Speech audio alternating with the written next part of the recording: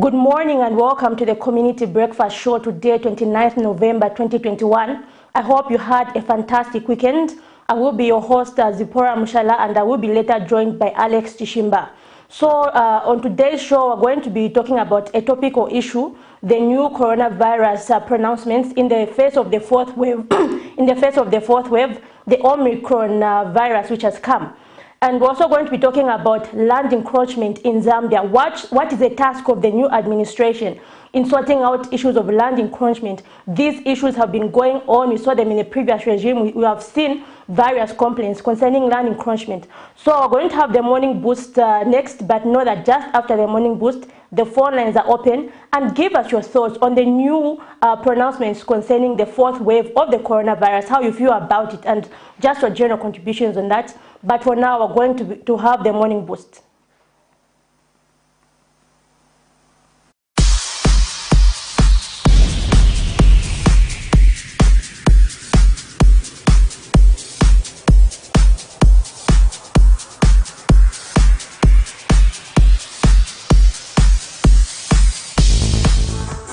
Good morning, Team Camnet, and welcome to our morning boost. And my name is Isaac Matsa. I am here to get you ready before you go about your day. So let's start with the warm-up, then we raise our fitness level. Let's go.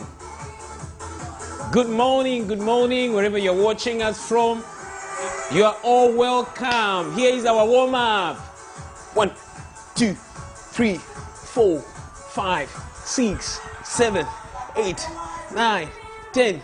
1, 2, 3, 4, 5, 6, 7, 8, 9, 10, 11, 12, 13, 14, 15, 16, 17, 18, 19, 20. All right, that's good. So the first workout we're going to do is going to be lunges. So I'll break them in 30 seconds. Okay, here we go. Let's go now. 30 seconds each. 1, 2, 4, start with me.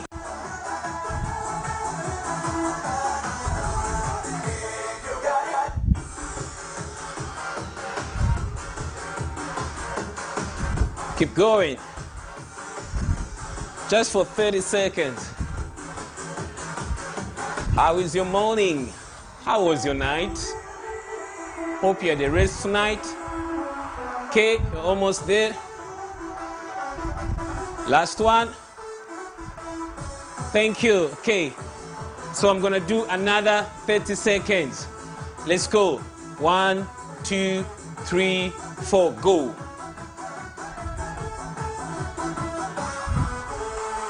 Watch my body posture.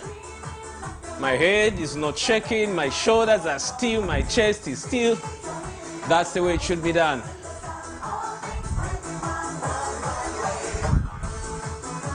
Let's go. So it's going to be 1 minute of lunges, but I broke it into 30 seconds each. Okay. Almost there. Last one. Good stuff. Okay. Here we go. Next workout now. I'm going to do some squats. This is how we're going to do it now. Okay. 10, then I move. 1 minute. I won't do any break here. Let's go, Team Camnet. 1, 2, 3, 4, 5, 6, 7, 8, 9, 10. And 1, 2, 3, 1, 2, 3, 4, 5, 6, 7, 8, 9, 10. And 1, 2, 3. Go. 1, 2, 3, 4, 5, 6, 7, 8, 9, 10. Down and go. 1, 2, 3, 10. Push. 1, 2, 3, 4, 5, 6, 7, 8, 9, and 10. Great stuff. That was a 1 minute workout. So we've got 2 plus a warm up, which gives me 3. Okay, let's go now for a 4th workout is what we're going to do now. This time, I'm going to do a plank, a little bit on the tummy. So here we go. I'll break it also in 30 seconds. So I'm going to do 2 planks. If you can't handle that, do it in 15 seconds, but make sure you go for a minute. So 1 minute, but I'll break it into 2, 30 seconds each. Watch my posture. Make sure you're straight. Let's go. 30 seconds. I'm not too high, I'm not too low. Good morning, wherever you're watching us from. This is good for you. Your health is your wealth. Let's go, Team Camnet. If you're watching on Facebook, tell me how many seconds I've done. Just type something so that we know that you're watching. Okay. There we go. 30 seconds.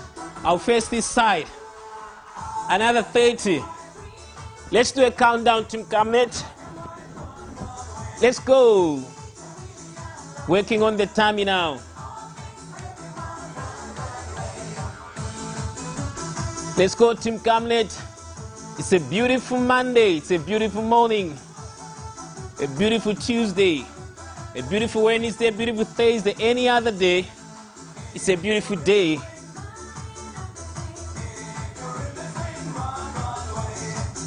Almost there. Hold it. And done. All right. So that was a 1 minute for the tummy. Let's throw some punches for another minute. Then we'll be concluding. Here we go now. 2 punches each. 1, 2, 3, 4. Go. 1. For 1 minute. Straight 1 minute. Go.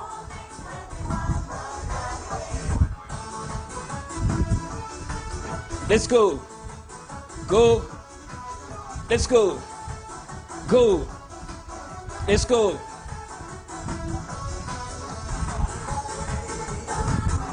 Let's go, Team Camnet. Good morning. Good morning, Zambia. Good morning, wherever you're watching us from. 2 punches each. Punch into your day. Let's go. Can you hear me, Team Camnet? Woo! A very good morning to you, ladies and gentlemen. 2 punches each for 1 straight minute. Go. 5, 4. Let's go. Awesome stuff. Let's go again. 3 punches now. Let's go. 1 minute. And 3. 10. 3. 10. 3. 10. We do this for 1 minute. 10. 3. 10. 3. Now 5. Go. 1, 2, 3, 4, 5.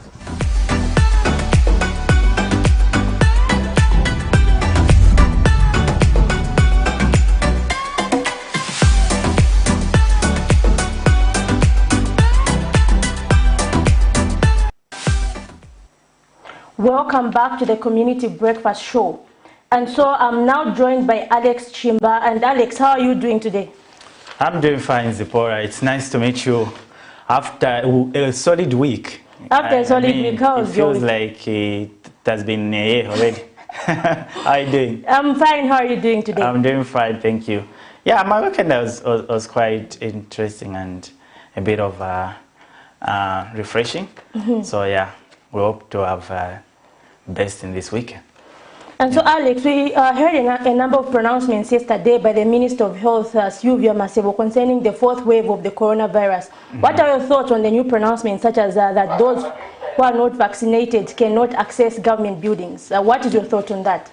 Okay, maybe just to go a bit behind before the pronouncements, you and I are aware that there have been a lot of anticipated the 4th wave globally, and which was anticipated, or maybe by health experts said to fall in December this same year. So yeah, a lot have been happening concerning that.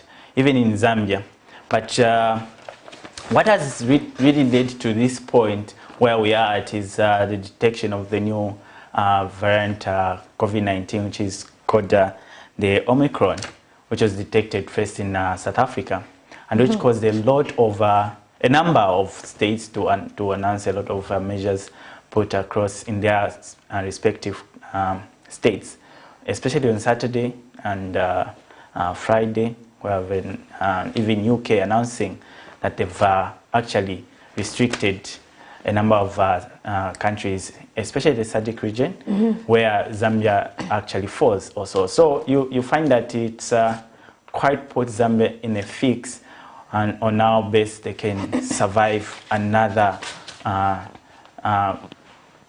dangerous phase of the COVID-19. So one of the restrictive is just about the flight. You'll be aware that when you're put on a red list from another country, especially the European countries, that would imply that you're not able to enter into their countries unless you are a resident or a national from a specific country. So given that UK has put Zambia on a red list, there should be a response from our government as well to see to it that they've put quite tightened measures that the people should observe. And this is where we get now to the ministry. It was actually a joint update from the Ministry of Health, Ministry of Local Government, Ministry of Transport and Communication on board, and other line ministries updating the nation on the way forward. So we have a number of pronouncements from yesterday's update, and which are quite a topic of the day, and you find that people are like, now it's worse, you know, because you can't access certain facilities without you being vaccinated. So vaccination at the point becomes something critical.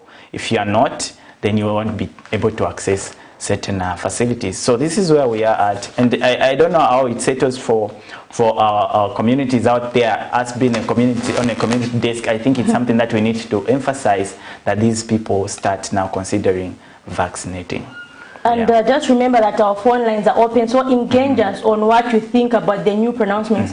I'm sure I now expect to see a rush for vaccination. What do you think? I think so, because even the president, President Hakainde Hichilema, made mention that about 1 million doses should be provided to health facilities across the country, meaning there is availability of this vaccination, and people should just feel the need to go and be vaccinated. And maybe just one thing which the government has to do, maybe it's averting, maybe debunking some of the negative myths associated with vaccines. I think that is what is really causing people not to get vaccinated. Yes. You have all these negative perceptions and all that. I mean, if you are told you won't go into market or you won't access any government institution, you'll be forced. Eventually, it will be something that you. At the end of the day, people. It will be something that you would think to do.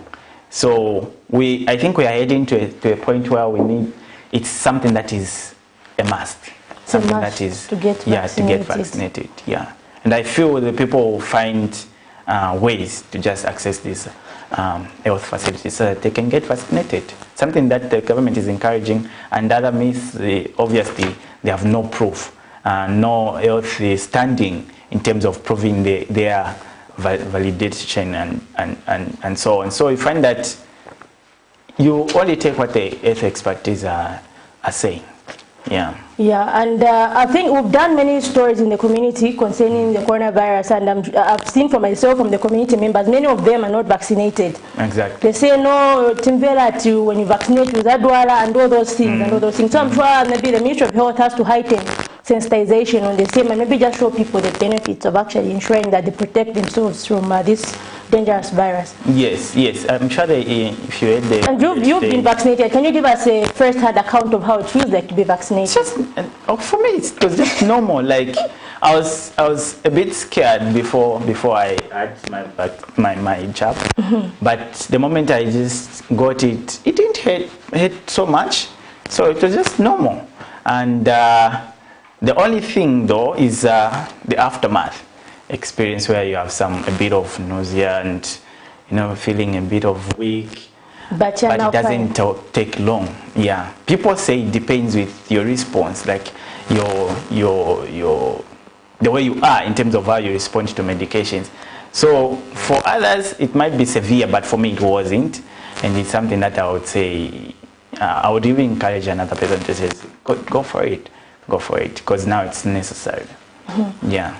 Please remember that our phone is open. We'd really like to hear your contributions concerning the new pronouncements. And the other time I was talking to NUPE's president, executive president, Mr. Victor Muyumba. And his concern basically was on this coronavirus, which keeps recurring, and his concern was on education. And he was actually calling for a new way of training, and like training teachers in the traditional way where you teach them to teach physical classes. He was saying they should now be trained to teach online classes. What do you think about that? Because you're saying most of the time you find that when these people learn online, most of the things have to be repeated because maybe they feel they're not adequately taught.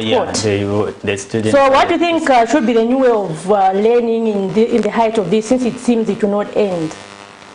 Yeah, I think the quick response would be online, opening an online platform for the pupils, and which goes from both the teachers and also the pupils to be exposed to these ICT outlets, where even if you are a student, you are able to understand when someone is teaching you on virtually compared to physical teaching. Because in the setup of a physical class, you have really a bit of freedom to interact, to ask questions.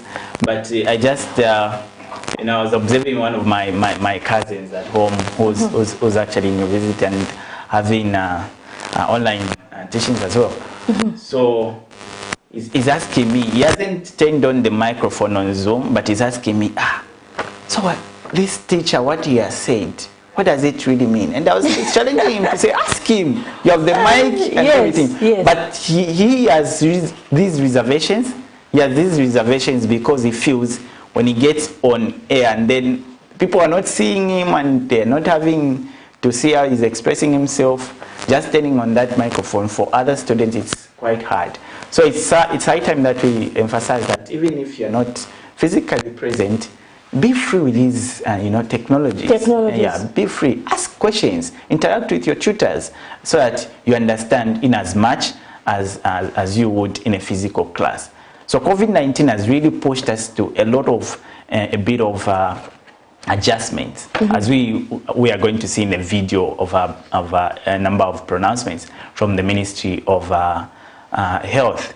The minister herself announcing, Madam Sylvia Masewo, announcing a number of measures that our communities needs to adhere and be able to do them. Yeah. So we shall see in the next video that we're going just to play, and afterwards we hope we're going to be a bit interactive to get responses from our communities so that they can be able to tell us how they feel about these pronouncements. Let's just check it out as we get to that. Government has taken the following public health measures that will come into effect on Tuesday, 30th of November 2021. 1. Surveillance at all points of entry will be heightened. Both testing for SARS-CoV-2 and vaccination will be conducted. These are airports, road border ports, sea entry points, and illegal entry points. 2. All travelers coming from high-risk countries will be quarantined for 10 days in designated places at own cost. Local authorities and the police service will continue inspection of all public places for adherence to public health measures for COVID-19 control. They will also ensure the public places are fumigated frequently. 4. Public transport operators must ensure masking up, hand sanitizing, and physical distancing by restricting the number of passengers in respect of the bus size. Operators are also to regularly sanitize their buses. 5. markets, and bus stations not to allow anyone in the markets or bus stations without wearing a mask. All the marketeers and shop owners are expected to wear masks and provide sanitation facilities at all times. 6, members of the public shall not be allowed into public places without masks. 7, it will be a requirement for all persons to provide evidence of vaccination before entry into government buildings.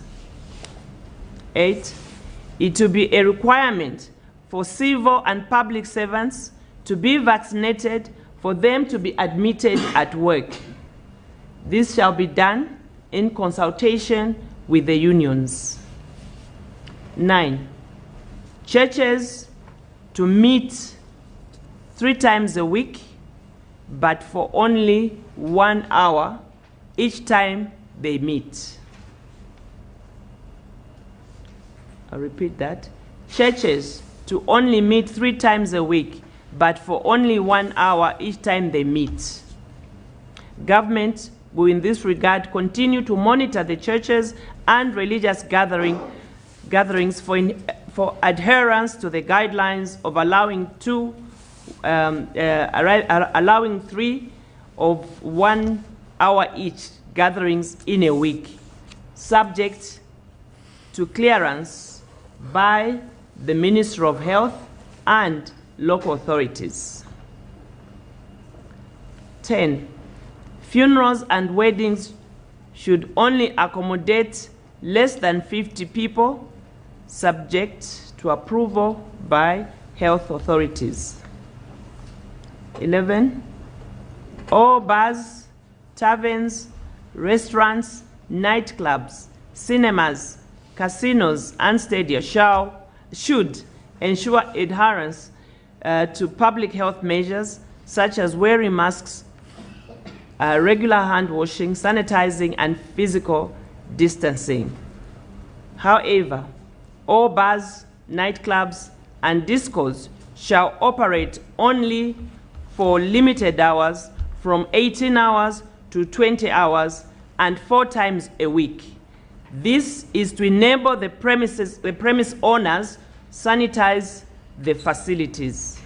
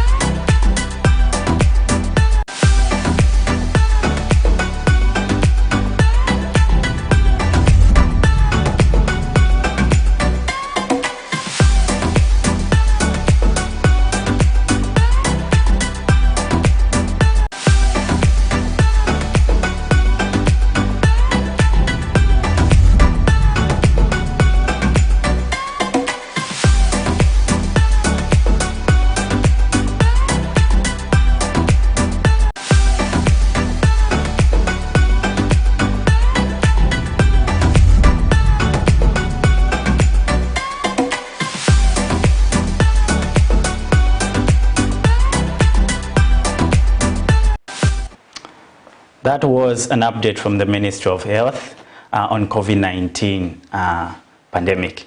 And that was a video in courtesy of the national broadcaster, ZMBZ. So, Zipporah, there are a lot of measures that have been announced from the ministry aspect. Which one are more prominent and which one did you get first, which are actually even giving you that reaction like, oh, okay. Okay, so for me personally, I think the first is providing evidence of vaccination before we can access a government building. Yeah. So that means even people who work there, they can't go there if they don't have proof of vaccination. Exactly. She mentioned beginning tomorrow, 30th November 2021. So when you're going for work, so I'm sure we would like to monitor to see what will happen tomorrow. Don't you think to be interesting? Exactly, to be interesting, very interesting. Or you can just go there to government complex, for example. Because if you are a worker, an employee of government, obviously you need to go there with the vaccination card before you enter the institution. So you can imagine what would happen today before Tuesday. So today we'll monitor the vaccination centers, and I'm sure they will be crowded. Yes, because a lot of people are now forced to do that. And tomorrow morning at 8 hours, in fact 7:30, we should be there to just see what will happen at some of these government workplaces and just monitor, are they going to be allowed, are they not going to be allowed? But I'm sure people will now take vaccination really seriously.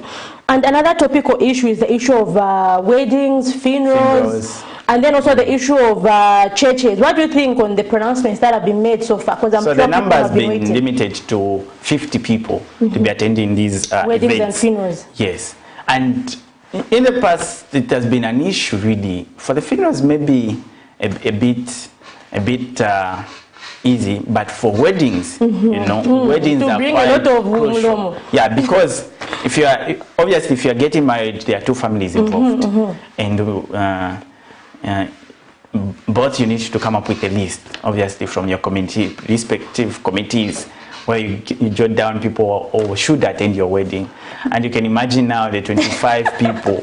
How do you just come up to that 25 people from your side as a woman and the other side, so that you make it, you know, 50? Or maybe one will sacrifice, okay, me, I'll just do 10, and then you do the rest of 40. But again, the question is, what criteria are you using? Because family members now, and you know, it becomes an issue because from your wedding, they won't even talk to you. They won't even come to celebrate other events because they'll be just remembering, no, I'm not see a wedding and you get. So COVID-19 really will bring about a lot of issues. Yeah, because people have been failing so far to just get to 50 number of people attending their weddings and the funerals. So but we hope to see the better as we go forward. But maybe basically, I think now we have to thank God for technology. Maybe some can watch via Zoom, and then you send for them the food or something. Maybe.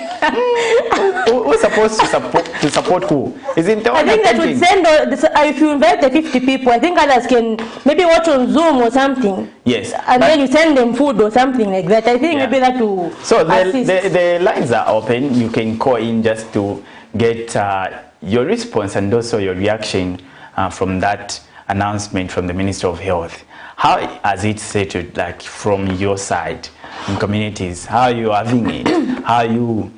What are your expectations? So you're free to call in and bring your contribution or maybe your questions as we discuss these topical events. So Zipporah, talking of the bars, really. So the minister, she's saying 18 to 20 hours in terms of operations. How practical is this? What do you think? Is that really attainable? So we start, you open your bars, 18 hours, and immediately 20 hours you close. In the past, during the other waves of the coronavirus, as journalists, we've been doing these stories. You go most of the time, you just go with your phone, you pretend like you're just passing by in the night. You find these bars have opened even way before. They've opened before. Okay, actually, maybe opening they can follow, but then closing time, that's why it's now tough. Yes. They go late into the night. So if this is actually going to happen, the Ministry of Health has to tighten measures of inspecting to make sure that. And maybe just about the numbers, I heard the Minister of Health talking about masking up, but I think I didn't hear her talk about numbers that are allowed inside the bar. Did she mention about not really specified, but the issue of masks, which is even questionable, because in terms of adhering to these measures, the 5 guidelines where you need to distance physically, how would one be able to do that? Because bars, people dance and drink and do that. So I think those are the questions that we need really to ask. How practical is this? How are we going to achieve this, you know? Because there in a bar, the expectation is that a person will get, drunk, tipsy, and obviously they will lose a bit of control in terms of adhering to that physical guideline measure of social distancing. So we will be monitoring as people in the media to see how best this thing is being actualized. It says tomorrow, right? I'm sure we can try to do just see a survey and see if people have actually obeyed these regulations or not. Exactly. Another thing that we saw is concerning churches. Churches can now meet 3 times a week for a maximum of 1 hour. And actually, this morning I heard some people discussing, as I was coming for work, where they were saying, they have just expressed, there's just some debate saying, why is it that bars are being allowed to operate 4 times a week and churches are being allowed to operate 3 times a week? And I'm sure this is a topical issue out there. People have got various views over the same, and please make sure to engage us on the lines that are showing, and I'm sure today we'll be able to talk to maybe to an expert on what they think about how this can better be handled in terms of churches, because even churches have not said the numbers which are allowed inside. Even bars have not really specified the numbers. Of course, there are those issues of social distancing, but maybe they should make it specific so that you know how many people are allowed. Exactly. But you and I should notice that one of the complaints that I've been having is, why aren't we having the same hours allocated to bars being allocated to the churches? And especially that Zambia is a Christian nation, so it gives more of a bit of discussion there. Do we treat the churches the same way as we treat the bars and also in these entertainment facilities? So we'll get to discover really from the people themselves. If you are, wherever you are catching us from, maybe from Facebook where we are live, and also on this platform, you can just contribute, call in so that we get to discuss together. And also maybe just look at the Christian aspect, the Christian nation aspect. Does more hours being allocated to bars really settle well with people, with the notion of a Christian nation, where you have more hours allocated to bars than hours allocated to the church? So we have a caller there, and would just like to hear your contribution. Please tell us your name and where you're calling us from.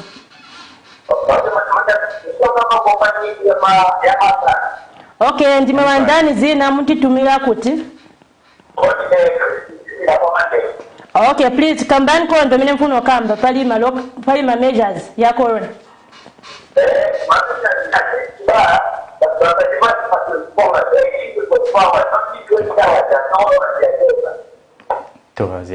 Okay. 2 hours ya chepa ya maba. Why mwakamba so?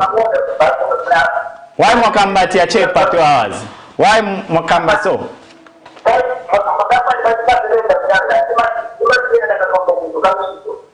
Oh. Come kata bunch. Oh. Okay. Seem to have lost it, but I think we heard what he said. So maybe he gets off from work around 20 hours and then he finds the bars are already closed. You get a scenario there. So the complaint is we get off late. So if you are starting from 18 hours to 20 hours, it will affect us. For some of us from work, you need to maybe to walk to your and you find it closed. And this will bring about a lot of issues really from the family setup, because people will be rushing more to the bars than their homes, because they are looking at the hours. And actually I thought he was going to comment on the issue of Christian nation, but actually his complaint was on bars being closed. Yeah. And so I'm sure today we'll hear views from the clergy. What do they think about this? And all that. We must have a caller there. Good morning, you are through to Camnet Show Breakfast Show here. What's your name and where are you calling us from? Name is Tembo. What? Come again? Name is Tembo. Yes, Mr. Tembo, go on with your contribution.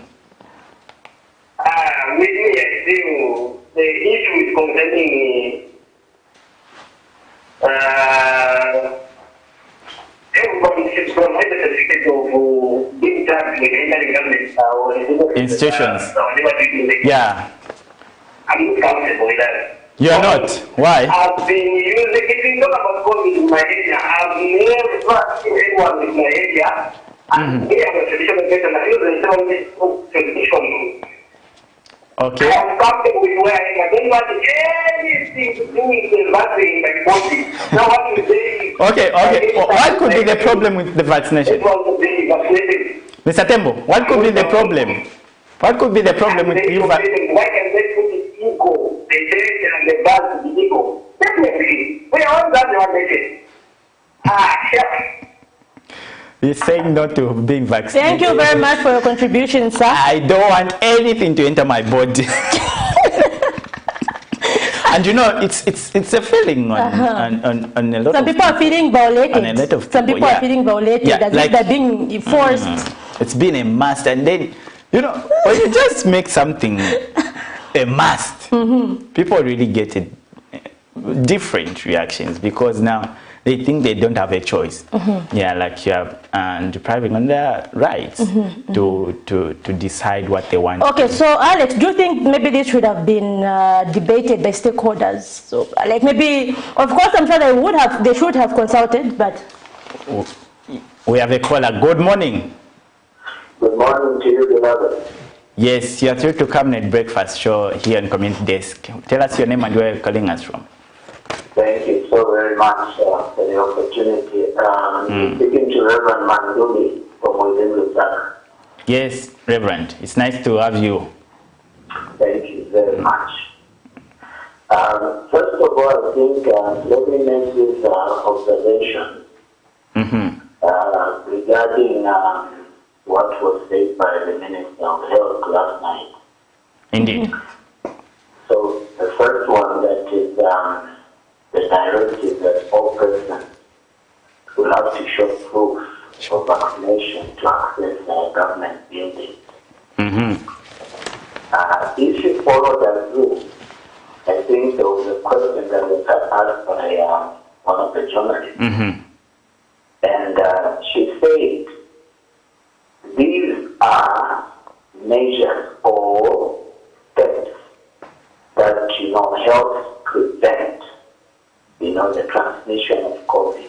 So one of which was vaccination, masking up with another, Exactly. hand washing, frequently, then hand sanitizing and social distancing, or keeping away from public places. Exactly. So these are all measures of prevention. Why are we seemingly appearing like the vaccination is the ultimate? Because we've been told by the experts that the vaccination in itself is not a remedy. It's just part of the solution. It's not ultimately that when one is vaccinated, then they are totally immune from either getting reinfected or infecting others. That is the public domain. So for me, some of these issues, when we are coming out in the public, even as leaders, let's engage, with the public, and let's not, have this position, because that statement of saying all persons accessing public or government buildings must show proof. It's already an imposition. For me, it's as good as, imposing or putting up a mandatory vaccination. That's what it simply means. Okay. Because how else is somebody going to access the government facilities if they can't show that proof? So we are simply indirectly demanding that, whoever should mandatorily be vaccinated. That's the implication. So for me, I think that is not the way to go. The other one is, the statement of saying they have to monitor churches to adhere to the 1 hour. I didn't hear the same statement on the bus. People, when they go to church, it's more decent, it's more orderly. When people go to bus, you know what happens in the nightclub.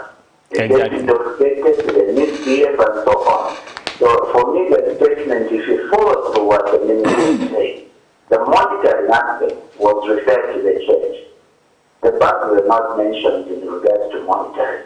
And then also the issue of numbers. So if you scrutinize all these issues, I think I can take a bit of time. You discover that there are flaws in all this. Because even the numbers, if you say 50, there are certain people that will have a bigger, venue. And if you say 50, they might have enough space to even take in maybe 200 people and still, keep with the social distancing, exactly. as well as, the other measures in place. And then you have other people that may have a smaller venue that may not even be maybe conducive for less than 50. So the same thing applies to funeral venues and all that. So I think these are things, they require, a very more open approach to look at them before arriving at certain conclusions like this. And then finally, generally for me, the issue of the COVID, since it's happened, first of all, if you recall, in 2020 when we had the first cases, I think from that couple that I traveled to France. Yes, early 2020. You know, the virus coming into the country. So we didn't have it locally. So we had people coming into the country that came with the virus. Yes. Today, even as these measures will be put in place, you know that even as late as yesterday, we had flights coming into the country from South Africa. You know, I don't know how much, monitoring was done on those people that were coming from South Africa. Because that's where it has been reported, this virus, the new one. Yeah, the Omicron. So, we have already allowed people to come in. How sure, how safe are we that all those people that have been offloaded with all those flights from South Africa, all of them are not infected?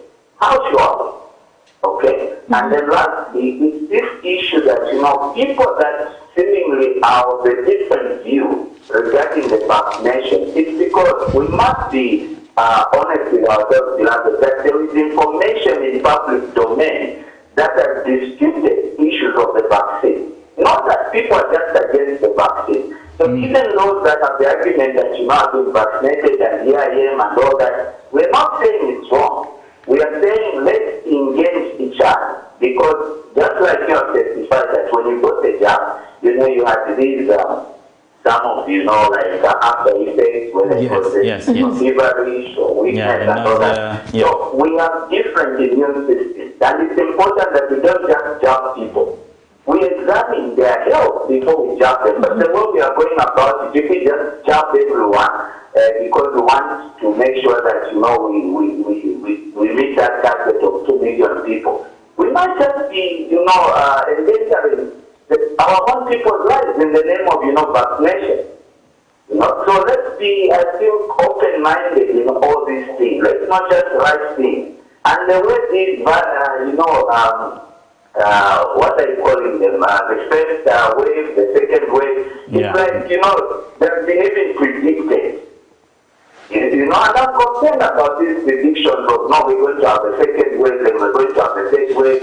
What are the proofs that, these things are there already existing and they're expected, to happen at a certain time? So, for me, this thing requires an open engagement because these are serious issues that border on our health as much as we want to protect, prevent, but let's also be open-minded. Let's not, write off those that have missed and those that, are concerned with the vaccination. I think let's engage. There is more need for engagement and proper sensitization so that, we can be, I think all of us at least at the same stage. We cannot restrict people. If people are masking up and following through the sanitization, let's allow them in public places. Hospitals and every other places, and let's not restrict them to show proof in order for them to access the government building.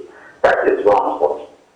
So I think that also goes with the issue of the church monitoring the church as opposed to the bars and so on. I think let's get the balance in all these things. All right. Thank you so much, Reverend. Thank you for that contribution, quite insightful. And he has talked about a number of issues, about 4 major ones. To start with the imposing, of this proof of vaccination. What would be your analysis on that? Is it something that is fair from the people aspect? Well, I think basically, in my opinion, like I was saying even earlier before the call, I was going to talk about, of course, I was saying they must have made their own consultations, but maybe this could have been subjected to public debate to hear the view of different stakeholders, the church and all those other important stakeholders, so that they can just reach a logical conclusion together. But like this, we're going to hear a lot of views. But in as much as we want, the dialogue system of addressing this issue, you should be obviously attest to the fact that dialogues in most cases take long. Okay, we seem to have a caller there. Good morning, kindly tell us your name. Good morning. Good morning. How are you? Fine, thank you. Kindly tell us your name and where you're calling us from. I'm Vivian Kwenda. I'm calling you from Uganda South. All right, your contribution, madam. My contribution is it's so sad that the prayer, they have given them only 1 hour. Instead of giving the prayer, because of coronavirus, we need to pray over it. Okay. Oh, yeah. And then they are giving respect to the people who like drinking, which is not good. Okay. It is not good and it's not fair. We are supposed to be prayerful so that God we can hear our cry for this coronavirus. Indeed. Yes, we are affected too much. Oh, yeah. People are trying going to change because of this coronavirus. The hour which they have given us is too little. Okay. Oh, yeah. So they have said that the kitchen party, the ones there, didn't even say the hour. So They just say the 50 people. It doesn't matter how many hours. Okay. What do you think? yes. So how many hours would you suggest? Those are many problems which we are facing. Instead of putting hours, Yes, Miss Lillian. Now, how many hours would you suggest for the church? Sorry? How many hours would you suggest the ministry put to, allocate for the church services? At least they give 4 hours. 4 hours. Yes. Okay, noted. Yes. And then the other thing, I'm so happy today. I've seen him reporting from Lusaka. Wow. Thank you very much, madam, for your contribution. Thank you very much. Okay, love you. All right, thank you. Have a good day. That was beautiful to start with. Yes, definitely. I'm blushing. Okay, so Miss Lillian has observed obviously something similar to the Reverend on the issue of Bars and churches. Yeah, allocating hours. Actually, I talked about weddings, kitchen parties, and for the church. wedding, they haven't specified the hours, and also in terms of the church compared to the bars, you find that the church have been given a bit of more hours compared to the church. So the issue is, why can't we pray more than against the virus? That's a contribution. Yeah, to God. Us being a Christian nation, I mean, we need to turn to God. So why don't we turn to God more by allocating the church about 4 hours, of prayer, unlike putting those to the bars where people are just drinking? What would be your reaction, your immediate reaction to that?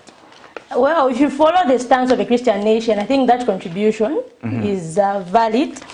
And also, earlier you were talking about why do you think this matter should not have been subjected to public debate? You were commenting on that. Can you just finish? You said something. Yes, about the dialogue. Yeah, the process, honestly, takes long.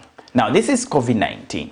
It's an urgent matter. Yes, we need an emergent reaction to it, Obviously, it was anticipated. We needed the government to put proactive measures before even it had to fall. But again, if we go to a process of consulting every stakeholder in this, that happens to be the community themselves, the church, the education sector, the transport sector, the marketeers, everyone to have a word on this, which is a good thing.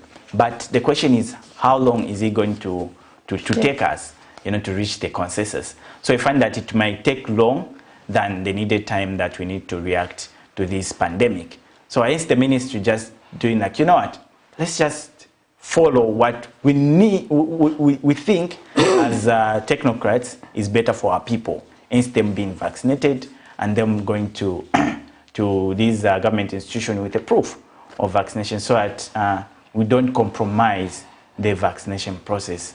Mind you, if I'm being vaccinated and you're not, you're more, scientific shows you're more exposed to severe, infectious than me. So instead of us compromising that arrangement, we need everyone on board to actually be vaccinated. So hence the reaction from the ministry. I think that's where the justification comes. But we also need to consider the voice of the community, whereby they need to add to this problem. Moreover, they are the ones who have been affected. When you close the government institution, they're not going to access, meaning they're not going to have what they need in those institutions. And one person just commented to say, even the markets, even the markets, government institution and the local government. So I find that it is obvious you can't enter the market without the proof of vaccination. Yeah, we might have a caller there. Good morning.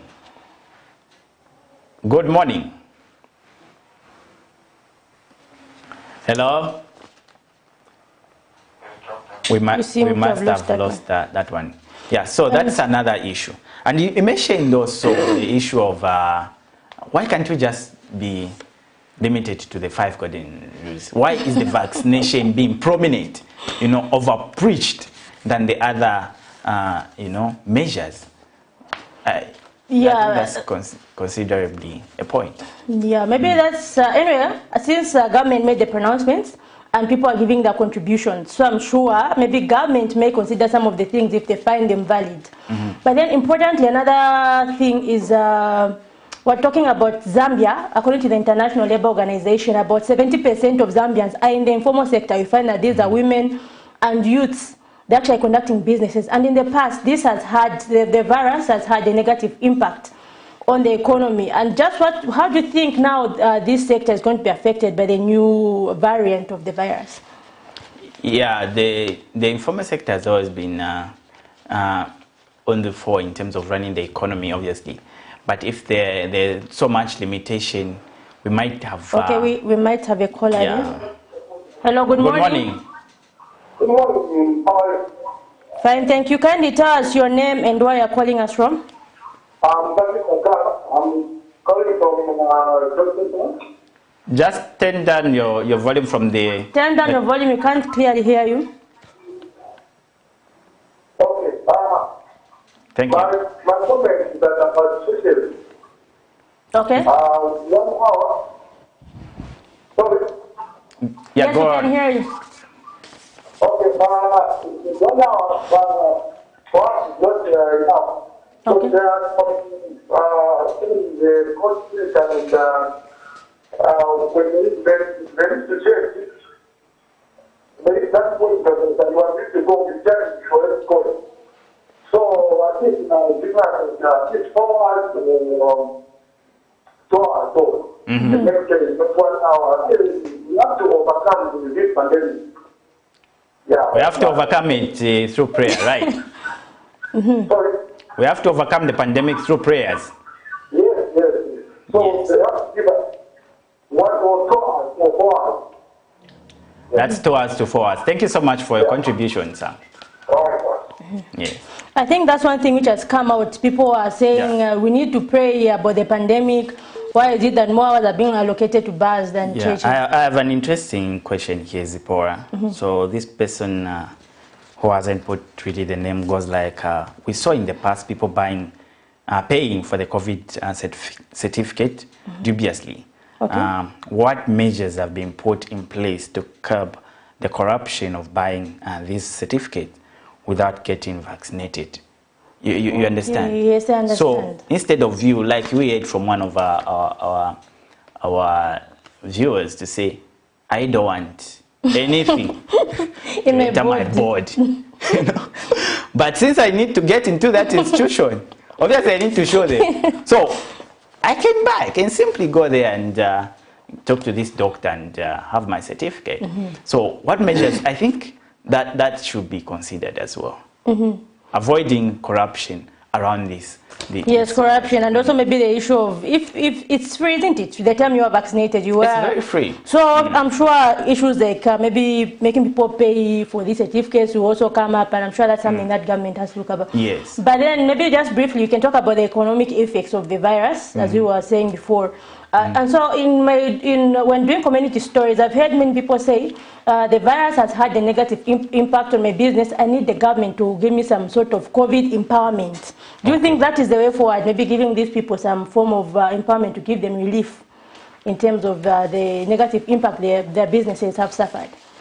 Well, it depends. In as much as we would want that, the question is, do government have the funds at the moment? So, yeah, there are a lot of sectors that have been affected with the availability of funds from the government coffers. So if we're going to go that route, that would really mean we get to mobilize the funds so that we can support our communities in as much as we want to support them in the advent of the COVID-19 pandemic. Mm-hmm. So as you round up and conclude this COVID-19 situation, yeah, maybe just one question that was raised by a journalist to say, is the same vaccination been effective from this same variant, the Omicron? So do we get the same vaccination, and is it going to get to be effective? I think those are the questions that but the ministry really attended to the question when she said, yes, the vaccination are really effective in terms of the same ones that we have in the country. Mm-hmm. So you can be protected with the same ones. And also in terms of, have we recorded any case of the same variant, the Omicron, so far in Zambia? And the answer was no. I just thought that was important to note, that we don't have any case in Zambia currently being affected by the new variant of the COVID-19. So your last remark as we invite our next guest from the other side. I think maybe my concluding remarks on the issue, the topic of coronavirus, is that maybe, especially on the education sector, going forward, government has to maybe implement measures to make sure that even those in rural areas are not disadvantaged, because we see that many of them do not have access to ICTs, and even if they had access to ICTs, they do not have electricity. Oh, yeah. So I'm sure they have to put long-lasting solutions so that even people in rural areas are catered for, and just look at this holistically, because this thing seems to be recurring year by year. So I think, and so now we're going to have our next guest, Mr. Francis Kamwena, who's going to talk about land encroachment in Kanyama compound. So today's topic, we're looking at land encroachment in Zambia. There have been many cases of land encroachment. We've heard complaints. And so what is the task of the new administration in ensuring that land encroachment is put to an end? So we're looking at this from the community perspective. And so just before I invite Mr. Francis Kamwena, we're going to play a story from Kanyama compound on the road reserve. So the road reserve was actually encroached by some people who are building on this land. So take a look at that story. Exactly. Allocation of land has been one of the highly heated topics in Zambia over the years, with complaints ranging from land grabbing to the putting up of structures on undesignated areas. Such is the case in Kanyama Ward 13 after Banda Clinic, as residents here say illegal construction of houses on road reserves was happening under the past regime and has continued even in the new regime, as new structures are being put up in plain view of the local authorities. The residents here, however, fear that if left to continue, they will be left with no place to pass, even in the case of emergencies such as illness. And our president is emphasizing, you don't need the presidential hand, you don't need the political hand, but you have to work professional. So we are appealing to council to come in. They have been given a mandate to work freely. You know, we don't have, where to put our pipes, water pipes. They are talking about water sanitation by 2030, that every household must have water. Now, how are we going to have water if people can be encroaching the road, the Kameni road we protected for some years ago? Basegule onani, kunkhala kudwala, kukhala kufera munyumba, kodi tizanyamula bwanji. Mwachiona? They have called on civic leaders to be engaging residents so as to know what they would like to be done for them in communities. Kutosasinkhala jabe mu office bazigwera muno mkombole bazimvera baziona maviews y'abantu vamene tifutika navo chifukwa iyi road ngati muntu achoka huku aenda huku afunika kupita mwamenomo si angapite so kuzingulwa kaenda kuja mawaona monga akamba nyumba ibaile mulibe muntu kuti balembe house for rent azaiona bwanji muntu azapita kulibe ifunika pali road pamene bapita pawazi wakuti pali house for rent hapa chifukwa road ya chabwanji ioneka manje pamene pali road singaoneke. Ile nabwera kuno 1991 and pamene nabwera 1991 for sure hii road inali open and dala mzu ati nakupasiwa ma plot haya manje mama chairman. So pamene nakupasiwa manje mama chairman unalibe batu bakanso benze kuziwa kuti Kanyama izakula banalita bezi tifuna mwe mwakulakulu mwe muli boma tenganula muliro wanu kuti bantu ankaloma suka ndandizomangiwa tipempa muliro pang'ono tili musanga motatu ntchito tipempa tenganula muliro wanu kwa chino chaka. The Kanyama residents also state that the new United Party for National Development UPND Ward Councillor Mr. Leonard Chelo came to inspect the road, but nothing has been done about it. However, when contacted, the councillor expressed ignorance about the happenings in his ward. The residents have called for sanity and for all illegal structures to be demolished. Zipporah Mshala, Camnet News, Lusaka. Okay, welcome back to the Community Breakfast Show. We're now focusing on land encroachment in Lusaka. So we have a community representative from Kanyama compound who has been advocating for the problem of land encroachment in Kanyama to be put to an end. That is Mr. Kamwena Francis. Welcome to the show, Mr. Francis, and how are you today? I'm good, and how are you? I'm fine, thank you. Hope you're having a wonderful morning. For sure. God has blessed me with a new day. All right. Okay, so you are a resident from Kanyama. And I would like to say maybe more like a community representative over issues of land encroachment. You called us last week concerning a problem of land encroachment. So you said you tried to engage civic leaders in the area concerning the issue, but has not really been sorted out. Can you just give us a brief of what has been happening in Kanyama concerning land encroachment? Okay, Kanyama in particular, you know, Kanyama is big as a constituency. And, you know, I lived in Kanyama for quite some time. I was born in Kanyama, you know, raised in Kanyama. So I know Kanyama very, very well. Despite I might have been moving in different places, but I know Kanyama very well. So during time when, you know, MMT came in, you know, there were a lot of things happening. You know, people could build, you know, the reports could go. But instead, you know, people's voices could not be heard. You know, the issues of, you know, corruption and whatever. So from there, the PF also came in. When the PF came in, I think by that time, we had that the road which we reported earlier, that, you know, looking on the design, how they gave the plots, it was like they were not able to create a bigger road so that even, you know, the vehicles can pass through. But instead, they had to put a reserve road so that at least people can use, even, you know, somebody pushing a wheelbarrow, you know, all those things we used to call vingurunguru could pass through in. So instead, people started, you know, encroaching that road.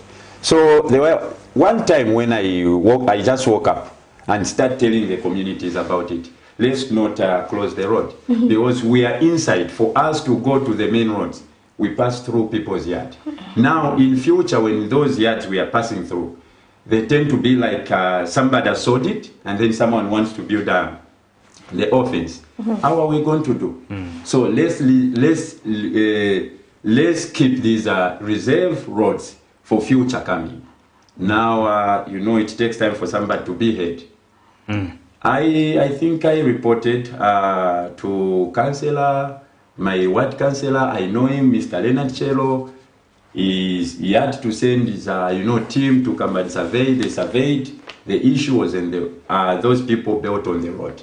Now, I don't know what transpired for them not to stop those people, even to tell them to demolish that structure. Instead, they were saying, you know, they are not the first people to encroach. There are others who encroached the road. So why didn't you start it with those who encroached already? But my question was, they are building currently. We are raising up the issues of opening the same road, but these are building currently. So we thought of stopping them, and then we start petitioning those who closed. Then it was like, you know, it was nothing for me. It was nothing for me, actually.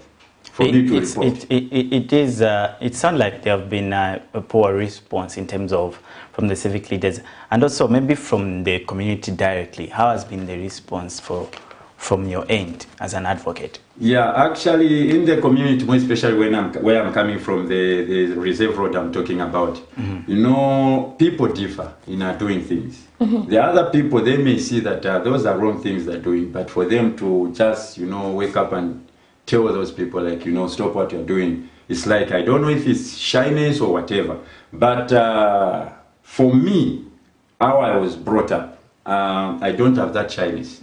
Instead, I will just go there and tell the people, no, this is wrong what you're doing. See, can you see the measurements? Can you see the end of your plot? But why are you building in this area? So there are people, they may say background, like no, they are building on the road, but they cannot walk up and tell those people are encroaching. So the response in the community is that they know that those reserved roads are being encroached. Now it's like most of the time they expect somebody to be a representative of to speak on their behalf. This is I think this is what I can say. From your research, what has been the major causes of them encroaching in these reserves?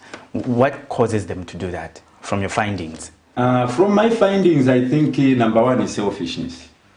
Because there is no way you are encroaching a road which you are also supposed to use.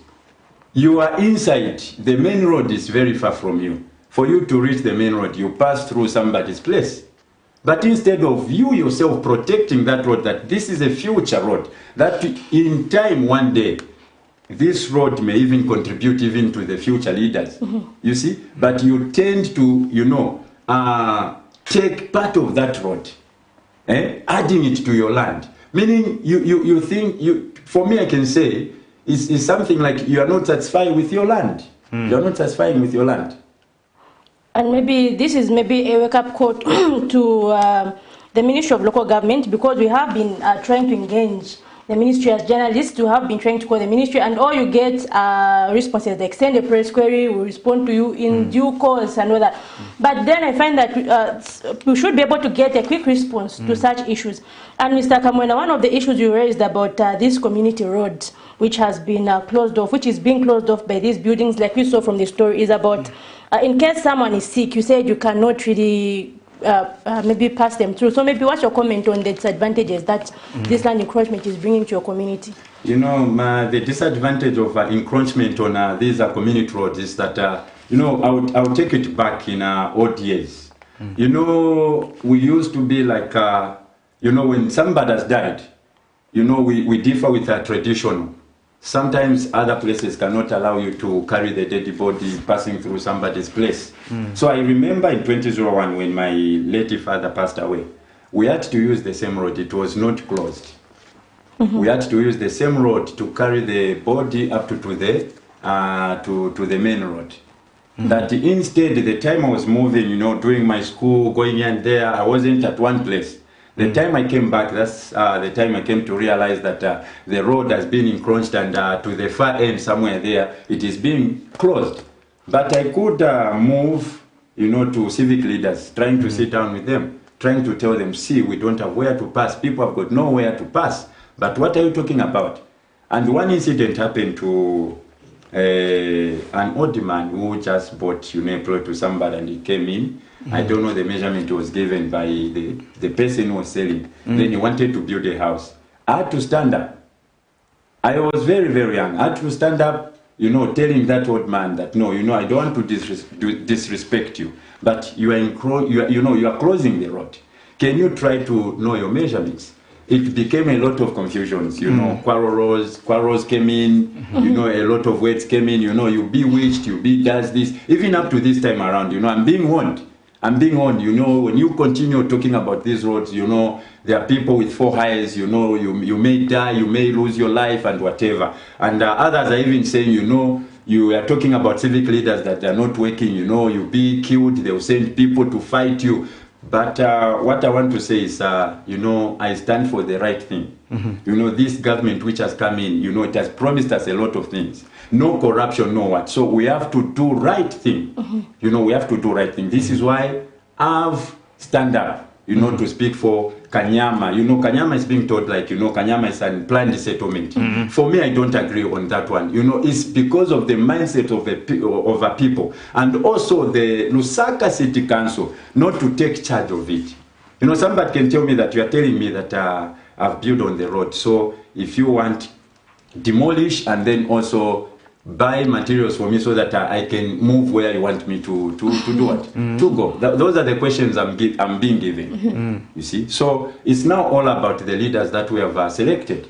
Like a councillor, our MP, despite I didn't approach the MP, but I went there, I communicated with, his team who are working with the MP. So I'm trying by all means to meet my MP in Kanyama constituency so that all these wrangles can be removed. Kanyama is not completely unplanned settlement. Okay, so do you intend to advance on the demolishing of these structures, all of them, opening up the roads? You know, actually for me, this is a new dawn. We're talking about the new dawn which has come in, which does not tolerate, you know, corruption. And our president, I think some days ago, he said, you know, people in these ministries, like, you know, Minister of Local Government, they don't need a presidential hand to come in to tell them to do things. They don't need, they shouldn't expect, you know, a political hand to come in and tell them what to do. It's the other time for them to show us that, you know, they can work. There was maybe some time back they were being intimidated, you know, cadres and whatever. But this time around, I think our president talked about it like he doesn't want to work with cadres. Instead of that bad name cadre, because a name cadre is not a good name. So our president wants to work with youths who can be in the community, you know, trying to report this is what is happening. The council comes in. In the case of demolishing those structures, where do the people go? Have you thought about that? No, I think the part of demolition is not, that does not mean that they will demolish the old structures. Maybe it's part of it. Structures which are built on the road. On the roads. Yeah, on the road reserve, I think the council people come in to know. It's now the time for the council people to know. For me, I cannot respond on that one because I'm not on that line. But the institutions which are, you know, which are after all those issues may come in and see. Is it bad for them what they did, or maybe what can we do on that one? Which solution can we have? Definitely, you know, I wouldn't like to see people, you know, being evicted, you know, they don't have somewhere where to go. But what it is I think the council has to come in and start measuring the plots. Where is this plot's hands? And how are they building the toilets? And even to advise, because you see that some of the toilets they're building in Kanyama is quite pathetic. The way they build them, when the rain comes, you know, it's a lot of diseases. This is why, for me, I'm still emphasizing that why should we suffer as if we didn't got independence? Cholera comes, you hear Kanyama. Typhoid comes, you hear Kanyama. It's because, you know, we are being neglected. We are being neglected. No civic leaders who can make, you know, community sensitization coming to tell us how we are supposed to live. Those roads are very, very important.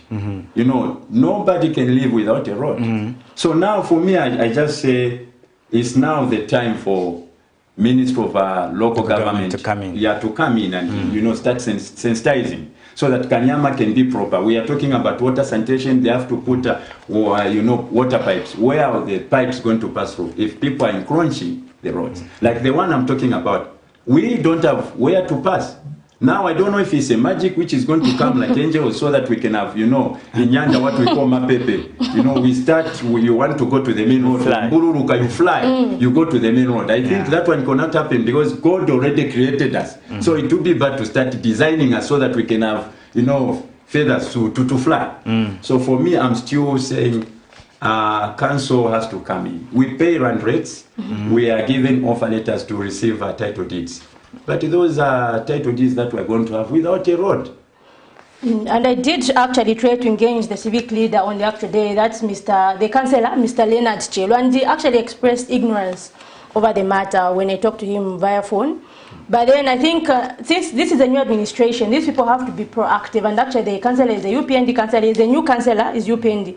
And so I don't know really, but he said he practically said he does not know about that, but like you mentioned, you said he came to actually survey the land and all that. So I think we need to see a difference in the way civic leaders are doing things, and maybe they should be more accessible to answer to some of these questions. Of course, we know many things went wrong. We know many things went wrong, but I think we need to see a new way. Okay, we seem to have a call there. Good morning. Morning. Yes, good morning. You're through to the Community Breakfast Show. Kindly tell us your name and where you're calling us from. I'm calling from where, sir? Your line is not clear. Kindly speak up. I'm saying. Okay, try to call back. Your line is not clear. Try to call back again.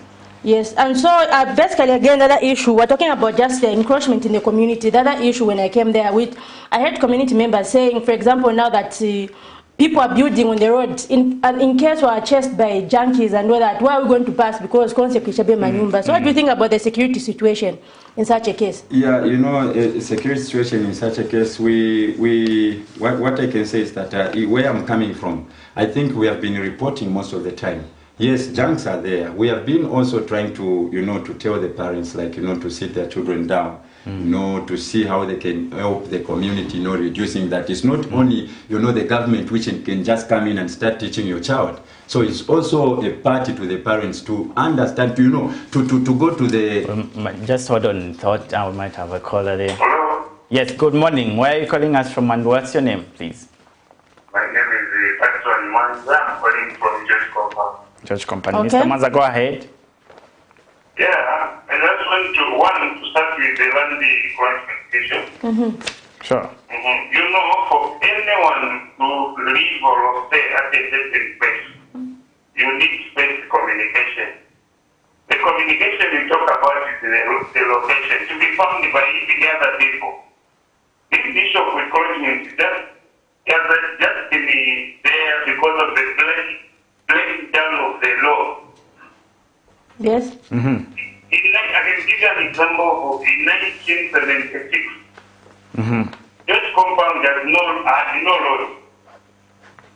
The government came up with a breaking down of all the houses which were demarcated to make roads. And that's what gave birth to Soweto. Then now we are calling it Garube.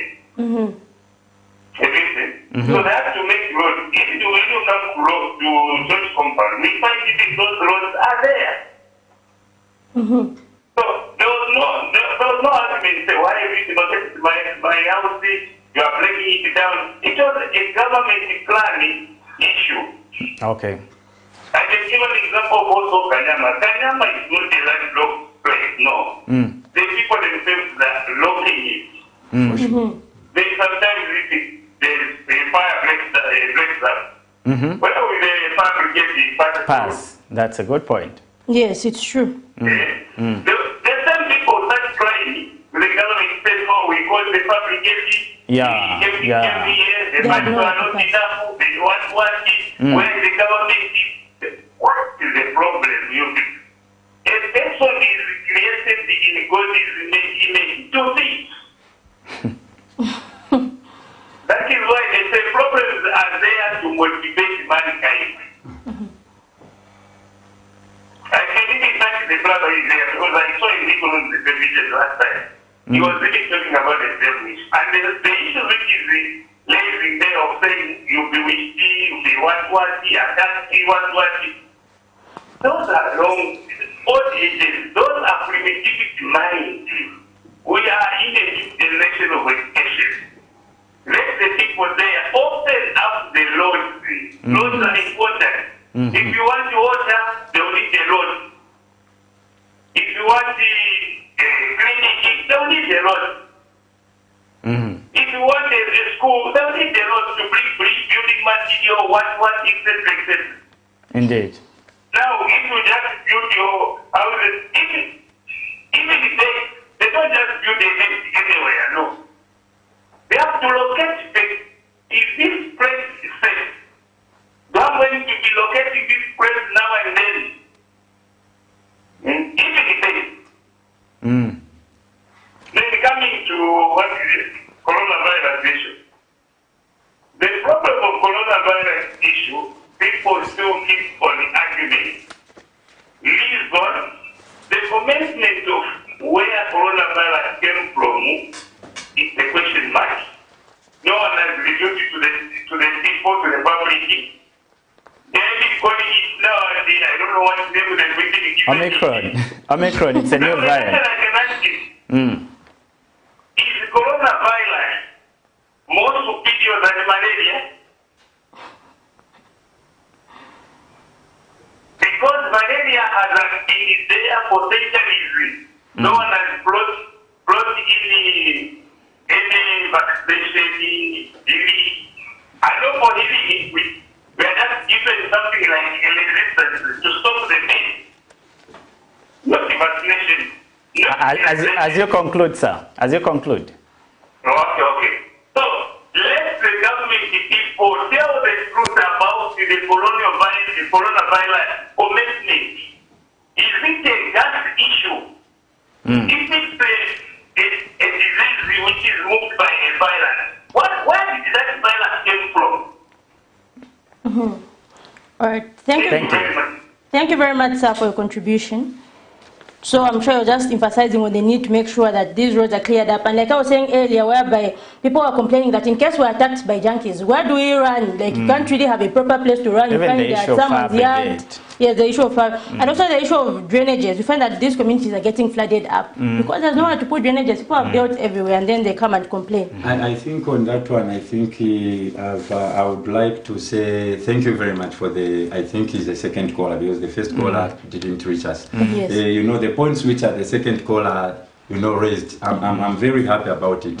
You know, just in the same area where I'm coming from, I think one house got fire. Okay. The fire brigade came in, the water was there, they couldn't manage to pass through. Everything was down. So I'm trying to say that the same area where I'm coming from, my councillor, he knows me well. I've been working with him in, you know, WTC sometimes when we have projects there. He came, he surveyed. The answer was, he told that people were building, that they are building on the road. He also, his cabinet came, surveyed, they said they are building on the road. And then we were being called in his office, where we had to sit down with the same family and, you know, some of our community members. The judgment which came was they have to go and demolish that septic tank that they built on the road. But to my surprise is that they never did that. Instead, when I went back to my councillor's office, what I had to find was somebody who gave a judgment started telling me that I'm tired of your issue. I am tired of your issue. So, you know, I was very disappointed. So, as you conclude, Mr. Kamwena, maybe on your concluding remarks, what would be your expectation and how urgent is it that the civic leaders and also the local government should respond to this? And also just an encouragement to those who are encroaching on this land. You know, what I can say is that the civic leaders and also Lusaka City Council, people are working on a planning department or survey. They have to come in because there are a lot of issues now which has been raised. You know, they say, in Nyanja they say, Mlandu Suola. So we have been seeing people encroaching, reporting, you know, MMT couldn't do anything, PF couldn't do anything. So it's the higher time that new donors come in. So we want the Lusaka City Council to come in. We don't force them. They have to come in. Law is law. Let's not break the law. So I'm appealing, I'm still emphasizing that, like for me, I don't have where to pass. So the Lusaka City Council and you know, civic leaders, they should come in and you know give us a way, you know, tell the people encroaching, you know, to think about it. I'm also trying to, you know, tell those who are encroaching that they are killing themselves. Because when you build a house, you are not building just for yourself. You are building for future coming, your children. Where are they going to pass through? You may say, no, I'm a landlord. But in 5 years, 10 years time down the line, you die, the children remains. These are the problems that we say, no, it was created by, you know, some people somewhere there. But I'm encouraging them that let's try to sit down as communities and think about also, let's encourage each other. Let's just pick one last call on this segment as we get to conclude. You are straight to Camnet Breakfast Show. Good morning, and where are you calling us from? Good morning. I'm calling you from Russia. What's your name? My name is Elijah. Okay, you can go ahead, Mr. Elijah. Yes, I understand you're talking about encroachment, land encroachment. You sure? But I think I'm more concerned about the crimes going on, especially in Lusaka. Yes. By crimes, you mean? This problem is not a problem only for the police, because it's a very big problem. So the people that do crimes are in the society. So, and then it looks like it's a youth. So it will be better, I'm sure, to as quickly as possible to identify these youth, especially those that have nothing to do. And then these cooperatives that are being talked about, let them be engaged in something. Because as long as they're just there looking around, they'll have to find something. Some of them, they have corrupt minds, then they resort to crime. All right, Mr. Elijah. So we have to take this serious and then engage in something. National service is an option. Thank you so much. Thank you. Sure. Thank you so much. Okay. So basically, just talking about the high rate of crimes. And we talked about it last week with the police spokesperson. So let's conclude the poll on this segment. Okay, so thank you very much, Mr. Francis, for having been with us talking about land encroachment in terms of from the community perspective. And I'm sure civic leaders have heard for themselves out there. First of all, they have to be accessible. They have to be accessible to answer some of these issues. You can't just pretend like they're not happening because they're happening. We've also heard the disadvantages of land encroachment in the community. And so we're going to have another guest right after this. That's Mr. Sam Zulu, a governance expert who's going to talk about land encroachment in general in the country.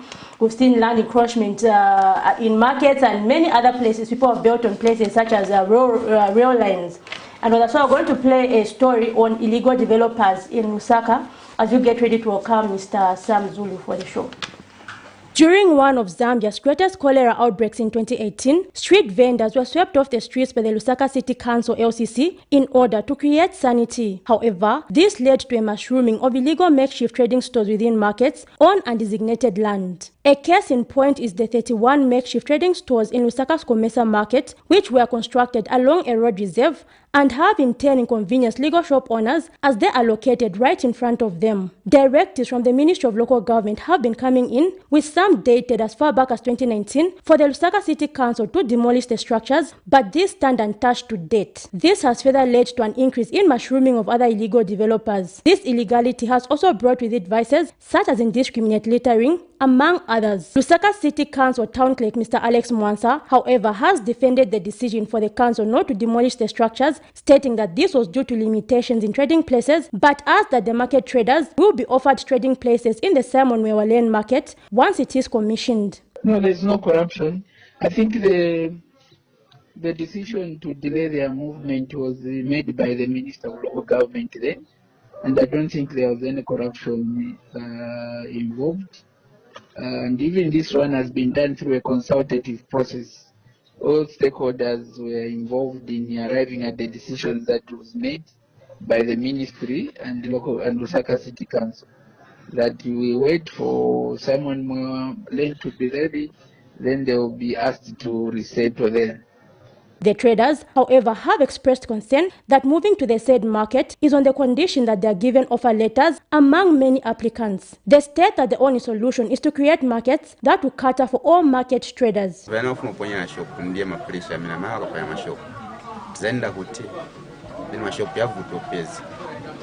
what my pillar rent we done?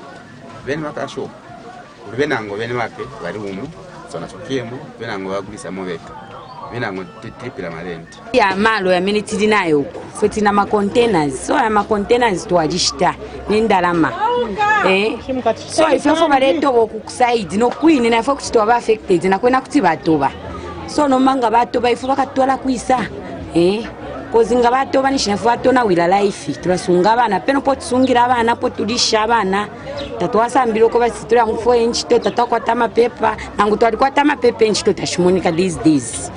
For now, the task remains with the Ministry of Local Government and Rural Development. As well, acknowledging the need to create markets, the head of state has given a directive for all illegalities to be put to an end. Zipporah Mshala, Camnet News, Lusaka.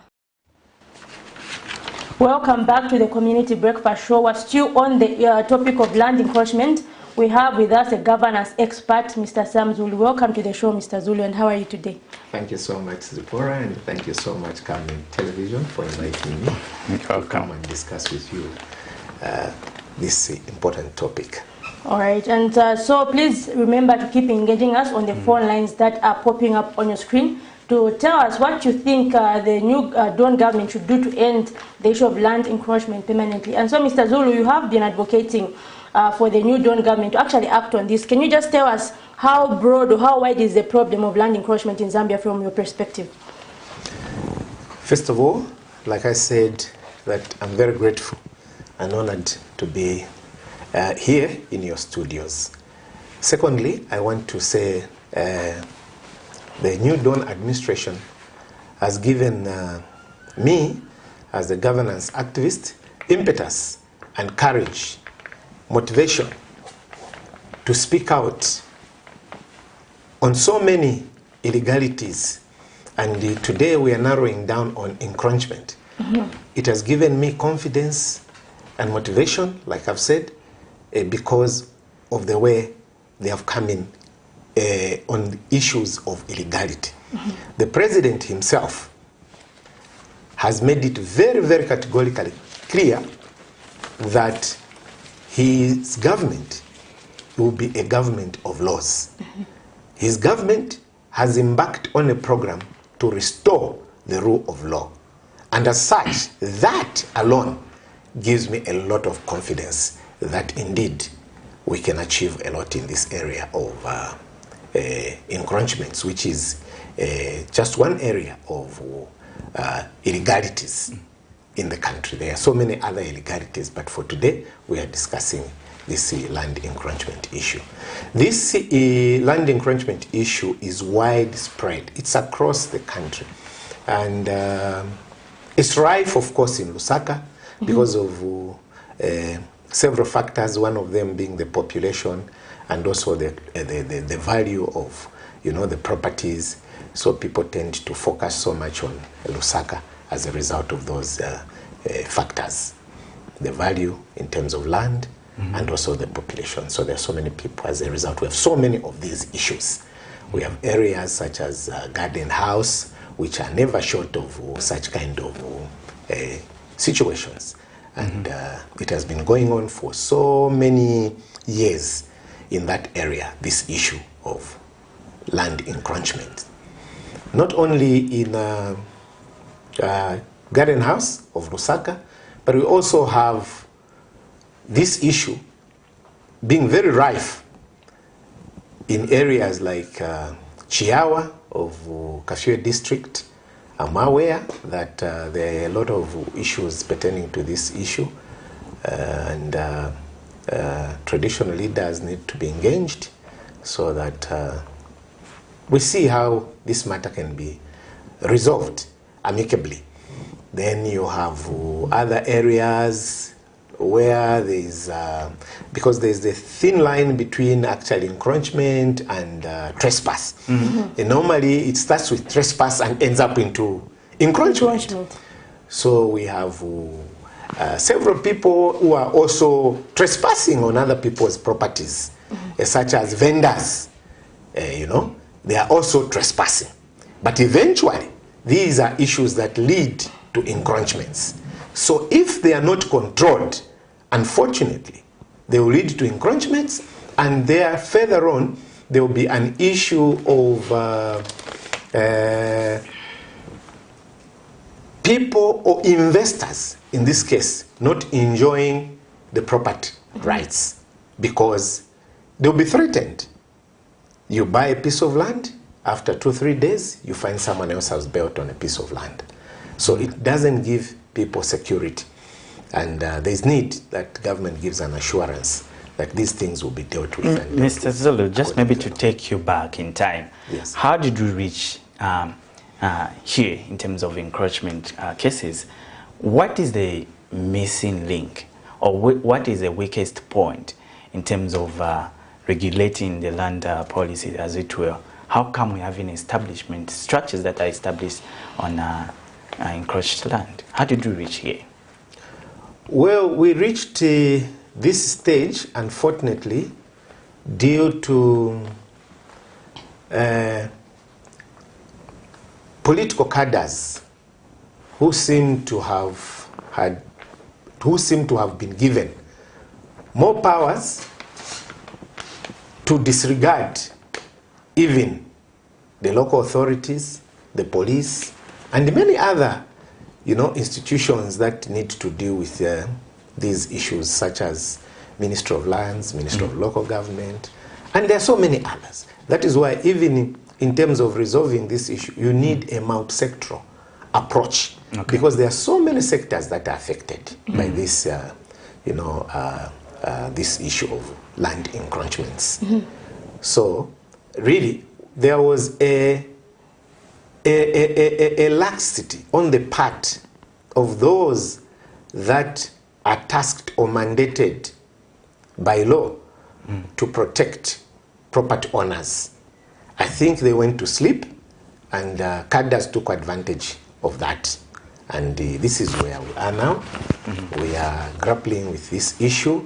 We have people encroaching on public facilities, such as schools, school grounds, to be specific, are being encroached on. Hospitals, land is being encroached on. We have a case in mind of Zambia Railways Limited. The rail line has been removed, and people have put up structures there. So there is a lot. And all this, if you look at what I'm talking about, these are all illegalities. There is vandalism involved. You remove the structures of a registered company, purely. You have committed a crime, and you want to continue committing another crime of putting up a structure, which structure will not be given planning permission, because in the first place it is illegal. So it is the reason I'm saying these issues must be approached in a multi-sectoral way, in order for us to actually get to a positive outcome. Otherwise, if we don't look at it from that perspective, we still continue singing this same song for a long time. So it is important that those institutions that are tasked to enforce the laws, and in this case we are talking of land laws, but the same institution is Zambia Police. It has the mandate of ensuring that there is law and order in our country. They must come in and ensure that this scourge is put to an end. The perpetrators are arrested. They are charged because there is a law governing the land ownership, including allocation of land. There are institutions that are there whose sole responsibility is to administer land issues. So where are they? What are they doing? Okay? All right, we seem to have a call there. Good morning. Good morning. Yes, welcome to the Community Breakfast Show. Can you tell us your name and where you're calling us from? This is Mukweka, calling you from Senanga. All right, thank you. Can you give us your contribution concerning land encroachment? There is a massive issue in Zambia, which is the new law government. Okay. Let's not just go at that. Even the council is not a problem with this land issue. Okay. You have just to move because we never supposed to land. I will talk of my district here particularly. I think the council is a lot of work. Just behind the airport, the current airport, that is the airport, that's where we are for the graveyard. If I'm not mistaken, that graveyard, I don't know whether it's for the government or it's for the local people. But I want to give it an example. People have built it on top of graves that are not 20 years ago. Yes. That are about 5 years, 2, 3 years, some plots. Some houses and yet, as they do their own house, the fact that there is a grave which is still showing flowers. Can you imagine that? That really is an answer. So this party is not about the country. Even the council had a witness. This is why we are calling for this new government to overhaul all the systems. The president is looking for revising their name, the rule of law, corruption, the corruption, developing the economy and uniting the country. So he can't do that thing without overhaul the system of this country. The country got a problem everywhere you go. So here in Ananda, we're getting land the graveyard, people to build there. So my one is the let's talk about the Qatar. Yes, you know the Qatar has made in this country in terms of land and many other things.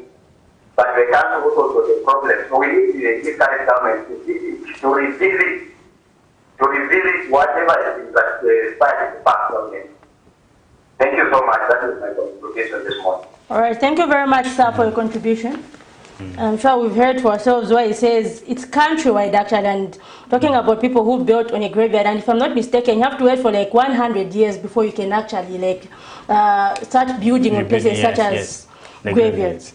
And so maybe Alex, what's your comment on the same issue which he has raised? I think he has raised very important issues. Mr. Zolo made mention to say, because I asked him, how did we reach this state whereby we're having a lot of cases in terms of encroachment? And he mentioned attributing it to political cadres and political hand being part of this cause. I remember he cited a lot of issues, including the railway that has been encroached as well. But this man, Mr. Kalaruka from Senenga, has added another thought to say, actually, it's not only the cadres who are perpetrators and also following the culprit section of this encroachment, but also the councils themselves, because they are the ones dashing out these lands. So I don't know, what would be your response from Mr. Kalaruka's response? Yeah. Yes, indeed. Well, we seem to have another before you just don't lose that thought. Thank you. Let's have this call. Good morning. What's your name and where are you calling us from? Good morning. Kalenga calling from Lino. Mr. Kalenga, am I right? Yes. Okay. You can go ahead with your contribution. Yeah, I think the issue of land for encroachment has been too much factor contributed as we were not too much capitalism, which also strays to the responsible institution, which is the council. If you mean the people who are tasked for it revenue, they go for 5-6 months unpaid. What do you say? They also develop the behavior of engaging into corrupt activity. Okay. And going forward, I think we should strengthen much on land audits in our country. Oh, yeah. Because for me, land is the council.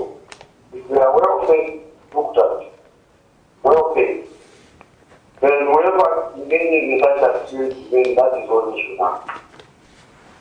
Because as they say, when they're keeping a dog at house, when it's not fit, they expect to go and steal somewhere else, but that's still in your head. So the institutions which are responsible for overseeing all these land issues, I think they should be first looked at in the sense. Yeah, I think that's my contribution. Thank you so much, Mr. Kalenga. If you remember the first guest that we had, he made mention to say he's been reporting this issue, and then the people there, they're just telling him, we are tired of you reporting about this same issue. So maybe this might be right to say the councils and the institution put in place to control this might be involved in this. What would be your comment really, even answering back to the first caller, Mr. Kalaruka from Senenga? Thank you very much. Mr. Kalaruka from Senanga is very much right. So is Mr. Kalenga from Minwood. They are both right. Because, like I said in my opening remarks, that this issue is too huge even to be handled by the Ministry of Local Government alone. Okay. It must be dealt with from a multi-sectoral approach. There are institutions, for example, that are tasked to deal with land in this country. One of them, which we are mentioning here, is the council, which again falls under, of course, Ministry of Local Government. Yeah. But you also have the Ministry of Land. It has a role. Then you have those institutions that are affected, who provide public services, such as Zambia Electricity Supply Corporation. You have water utility companies, water and sanitation. You have communication and transport, whose facilities are encroached upon by these illegal activities. So it is the reason I'm emphasizing that it must be dealt with in that fashion, multifaceted approach, where all these should be considered as key stakeholders in addressing this problem that we are faced with today. Okay. The councils, yes, they are getting a lion's share in terms of the blame, because the planning authority rests in them. You'll be glad and indeed very disappointed at the same time to notice that, glad because I'm informing you, disappointed because the council has tolerated, and not only the council, but also these service institutions I've mentioned. For example, ZESCO. How is it possible that an illegally constructed or elected structure can be connected with power? Because such structures normally are not documented. You have no title to such a structure, and yet you find there is electricity in those structures. And these structures are connected at lightning speed. Oh yeah. You know? I get the logic. So really, it bothers my mind. That how is it possible? Then you have structures of Zambia Railways Limited, the rail line, being vandalized. And these facilities are vandalized in most cases even during daytime. The communities see people removing these rail lines in their communities. They see individuals demarcating or allocating plots. Sometimes, yes, they inform relevant institutions such as the councils to act. Unfortunately, like one caller and the other gentleman who was sitting before me, he said that he's being told that we are tired of listening to you. Those people who are behaving in that manner are people who are involved, they are suspects. And the law enforcement agencies should start with those few individuals who are protecting criminals. Because encroachment is a criminal act in this country. It's a crime. And any crime is supposed to be prosecuted. People must be made to account for the crimes that they commit. Unfortunately, we are not seeing much in this case, this crime of encroachment, especially where public facilities are concerned. I'll give you another example of encroaching on a substation. A ZESCO substation. It is not only dangerous to those around that facility, okay? But it is also dangerous that that station may not be able to be serviced because it has been encroached, meaning the owners, in this case ZESCO, may not have access to their own facilities because some people have built on an access road leading to such a facility. Taking into account of the law visiting these people who are developing various structures upon this land, I've had interactions with some who have said, yes, we have the title, but we were just sold by someone, and they plead innocence of the activities. What would be your comment, and also just analysis on that arrangement where someone was just being sold, the measurement, everything is there, they just thought your land ends there and everything, they start building and they plead innocence? It is important that always you engage qualified personnel to deal with such matters. When you are sold a piece of land, for example, you need to engage the survey department, which can do the measurements. what are called property lines, commonly referred to as beacons. So sometimes what is very, surprising and shocking is that people who claim to have bought land innocently without knowing that they were encroaching or it was somebody else's property, you find that the beacons are visible. They are very visible, and they are in themselves, they are telling you something, that this land belongs to someone. But you still go ahead.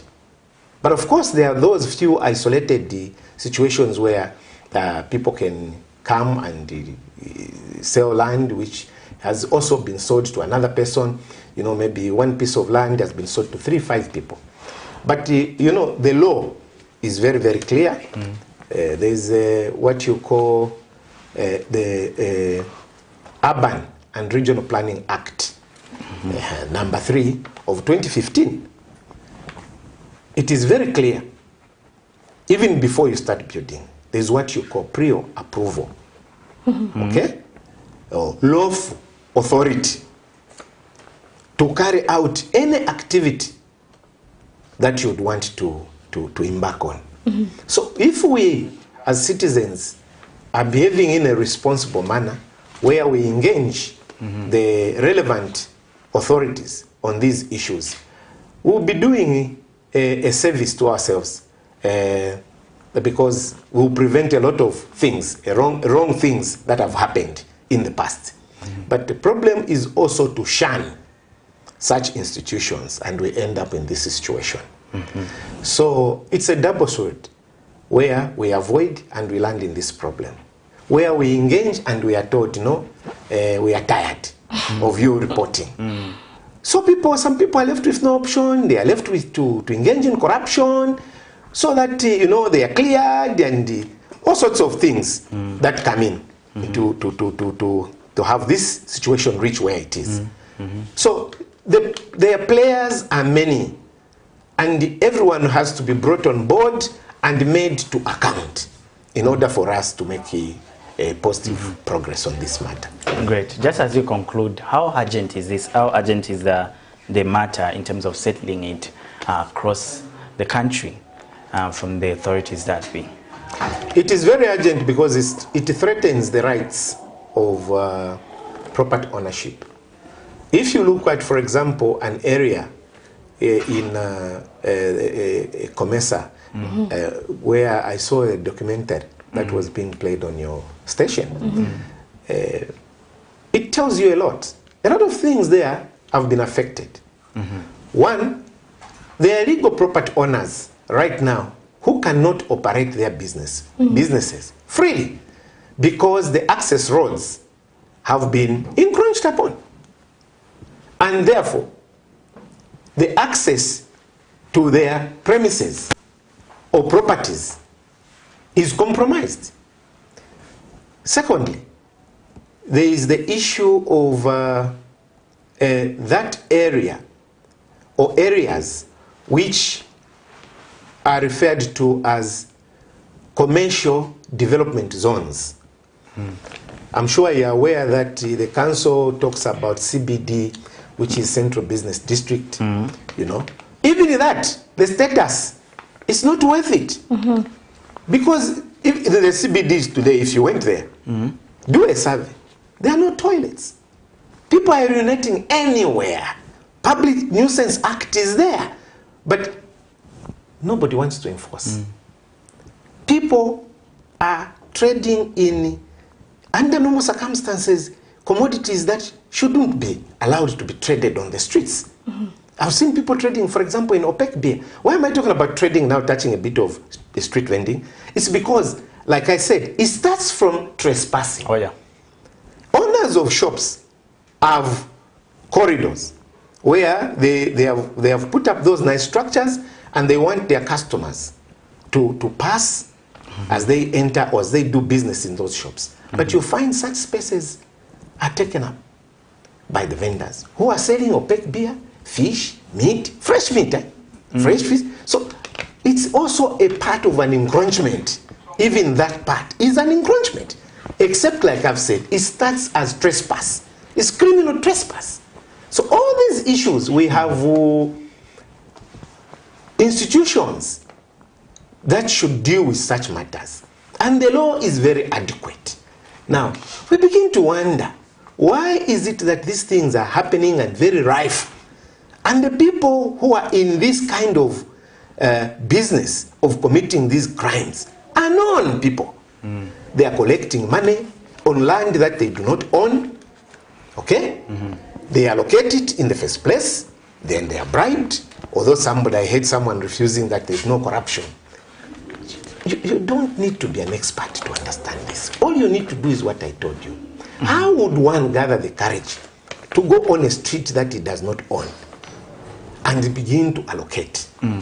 How would one go to a facility such as a public facility, a rail line, uproot it, and give people land? And people have built houses there. Quite a complex really? issue. And somebody tells you there's no corruption? Yes. I think we need another time for Mr. Sam Zulu to just come and, give us much detail on that subject. Thank you so much for actually showing up on this breakfast show. We've had quite a lot of insightful knowledge, even from our viewers. I'm sure they've learned one or two things, and also the call for authorities to actually act upon ensuring that the land encroachment is dealt with once and for all.